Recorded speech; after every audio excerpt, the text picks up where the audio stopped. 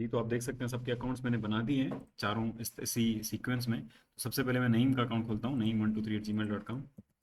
name123@gmail.com, password 12345 ठीक है। तो ये उसके अकाउंट में मुझे लिखा रहेगा, बैलेंस अभी उसका ज़ीरो है और इन्वेस्ट भी कुछ नहीं किया। एक्टिव ऑफर्स में आप देख सकते हैं कि उसके पास कोई ऑफ़र नहीं होगी।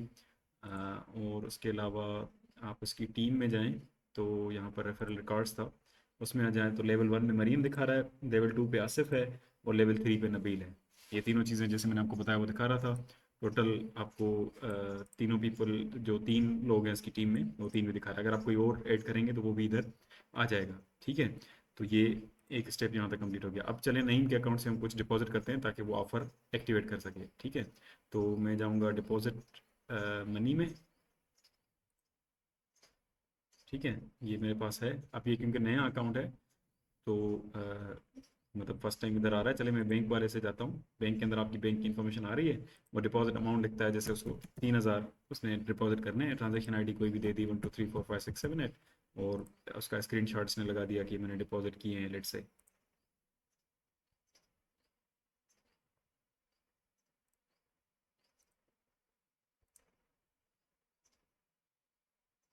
ठीक है, तो ये इसका पेंडिंग में है अभी। अब वापस होम पेज पे जाएंगे तो बैलेंस इसका ज़ीरो ही रहेगा। लेकिन अगर आप डिपॉजिट रिकॉर्ड में जाएंगे तो वहाँ पर ये शो कर रहा होगा, लेकिन पेंडिंग में, अभी क्लियर नहीं हुआ। क्लियर होगा तो बैलेंस में आ जाएगा। तो चलिए इसका एडमिन खोलते हैं, जहाँ से एडमिन इसको अप्रूव करेगा तभी उसके अकाउंट में शो होंगे। मैं जाऊँगा एडमिन में। ठीक है, और एडमिन के अंदर जाके एडमिन एडमिन 1 2 3। ठीक है, अब ये मैं एडमिन के पास आ गया और यहाँ पर मैनेज डिपॉजिट में जाऊँगा तो मेरे पास एक रिक्वेस्ट ऊपर ऊपर नईम की पड़ी हुई है। ठीक है, 2,000 रुपये की, और इसको अप्रूव करना है। अब ये 2997, पता नहीं वहाँ से मैंने इसको स्क्रॉल किया, शायद इस वजह से कम हो गया है। तो इसको चले मैं डिलीट कर देता हूँ, इसको अप्रूव नहीं करता, वहाँ से दोबारा से रिक्वेस्ट भेजते हैं। ठीक है, इसको मैं डिलीट कर दिया और इधर आते हैं और यहाँ से इसको रिफ्रेश करेंगे।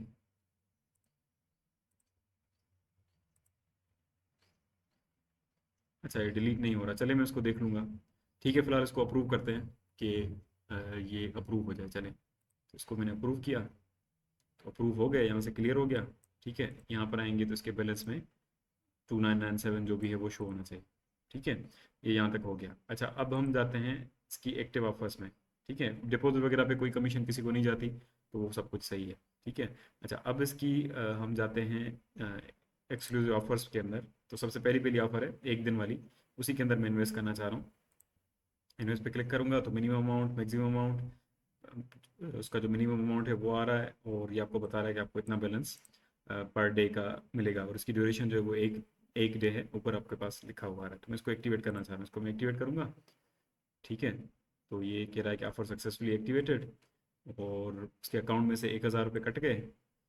वापस बैलेंस एक्टिव ऑफर्स में जाएंगे तो वहाँ पर आपको ये एक्टिव ऑफर शो हो रही होगी कि ये है, और ये आपकी 17 तारीख को सुबह 6 बजे स्टार्ट हुई है और 18 तारीख को सुबह 6 बजे ख़त्म होगी। ठीक है, इस 6 बजे मैंने आपको बताया था कि सर्वर का टाइम है, ये जीएमटी का टाइम उठाता है।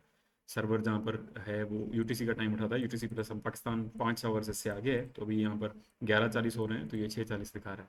ठीक है, तो ये हो गया। अच्छा, अब जब इसकी ऑफ़र ये ऑफर जब इसने लगाई तो उसको इसका कमीशन जो है वो इसके जो रेफरल वाले हैं। अच्छा, ये नईम ने ऑफर लगाई है तो इसके तो कोई रेफरल नहीं है, तो इसको किसी को कोई कमीशन नहीं गई होगी। ठीक है, अ, बाकी अगर कोई इसकी टीम में से कोई लगाता है तो फिर इसको कमीशन मिलेगी। तो चलें इसकी टीम, पहले इसकी ऑफर को डीएक्टिवेट करते हैं ताकि इसको ये पैसे वापस मिलते, इसको प्रॉफिट भी मिलता है और पैसे वापस मिलते हैं या नहीं वो देखते हैं। ठीक है, तो इसको डीएक्टिवेट करने के लिए या तो मुझे एक दिन वेट करना पड़ेगा, या फिर मैं जाके जाके डेटाबेस में जाके इसकी डेट चेंज कर दूँ, पुरानी डेट लगा दूँ, तो फिर ये डीएक्टिवेट हो जाएगी। तो चले मैं इसकी डेट चेंज करता हूँ।